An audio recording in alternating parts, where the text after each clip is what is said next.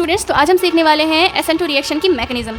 इस रिएक्शन में क्या होता है, ये आपका एक प्राइमरी एल्किल हैलाइड है और ये हमारे पास एक न्यूक्लियोफाइल है। तो ये न्यूक्लियोफाइल क्या करता है, इस प्राइमरी एल्किल हैलाइड पर जो है इस कार्बन पर पीछे से अटैक करता है। पीछे से अटैक क्यों करता है, ये बात याद रखिएगा। SN2 रिएक्शन में जो न्यूक्लियोफाइल होता है वो हमेशा कार्बन पर बैक साइड से ही अटैक करता है। बैक साइड से ही अटैक क्यों करता है, क्योंकि आगे से ये हेलोजन आकर बैठा हुआ है, तो आगे तो जगह ही नहीं है इस न्यूक्लियोफाइल के अटैक करने के लिए। इसलिए SN2 रिएक्शन में हमेशा जो न्यूक्लियोफाइल है वो बैक साइड ही अटैक करता है। तो यहाँ हम इस मैकेनिज्म को समझने वाले हैं इस कार्बन की स्टोरी से। मान लीजिए ये जो कार्बन है आपका एक ऐसा बेवफा दोस्त है जो अपनी पुरानी दोस्ती को, जो ये पुरानी दोस्ती है इस हेलोजन के साथ इस कार्बन की, वो ये तोड़ना नहीं चाहता और साथ के साथ ये चाहता है कि ये जो न्यूक्लियोफाइल इसकी लाइफ में आ रहा है वो इससे भी जो है दोस्ती कर ले। तो इसकी वजह से हमें इस कार्बन की एक ट्रांजिशन स्टेट देखने को मिलती है, जिसमें हम देखते हैं कि जो कार्बन है इसने पार्शियली 5 बॉन्ड बना रखे हैं।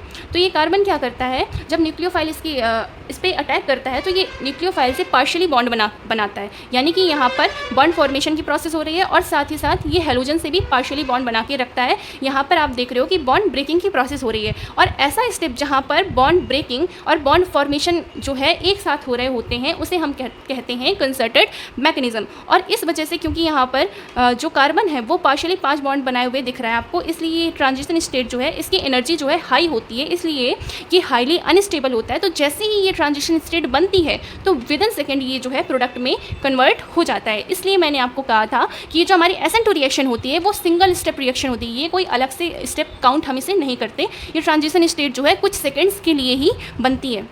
तो अब मैं यहाँ से आपको एक बात समझाना चाहूँगी। ये जो कार्बन है, इस कार्बन ने इस हेलोजन से ये वादे किए कि अगर भले ही मेरी लाइफ में न्यूक्लियोफाइल आ जाए, बट जो तुमसे मेरी दोस्ती है वो कभी नहीं तोड़ूंगा और तुम मेरी लाइफ में हमेशा इंपॉर्टेंट रहोगे, ठीक है। बट जैसे ही ये न्यूक्लियोफाइल पूरी तरीके से इस कार्बन के साथ बॉन्ड बना लेता है तो वैसे ही ये कार्बन क्या करता है, इस हेलोजन को अपनी लाइफ से निकाल कर फेंक देता है और अपने किए हुए वादों से जो है पलट जाता है। यहाँ आप वादे से एक शब्द याद रखेंगे, वाल्डन इन्वर्जन, यानी कि जैसे ही इस कार्बन ने इस हेलोजन को छोड़ा और इस न्यूक्लियोफाइल ने पूरी तरीके से इसके साथ बॉन्ड बना लिया तो इस कार्बन का कन्फिगरेशन जो है बदल जाता है। यानी कि अगर रिएक्टेंट का कन्फिगरेशन R होगा तो जो आपको प्रोडक्ट मिलेगा SN2 रिएक्शन में उसका कन्फिगरेशन S होगा, ओके। यानी कि इसका जो कन्फिगरेशन, यानी कि जो इसकी स्टीरियो है वो पलट जाती है। इस पलटने को, कार्बन की कन्फिगरेशन को पलटने को हम कहते हैं वाल्डन इन्वर्जन। ये बहुत याद रखेंगे कि अगर SN2 रिएक्शन में जो आपका रिएक्टेंट आपने लिया है अगर उसका कन्फिगरेशन R होगा तो जो प्रोडक्ट बनेगा उसकी कन्फिगरेशन हमेशा रिएक्टेंट के कन्फिगरेशन से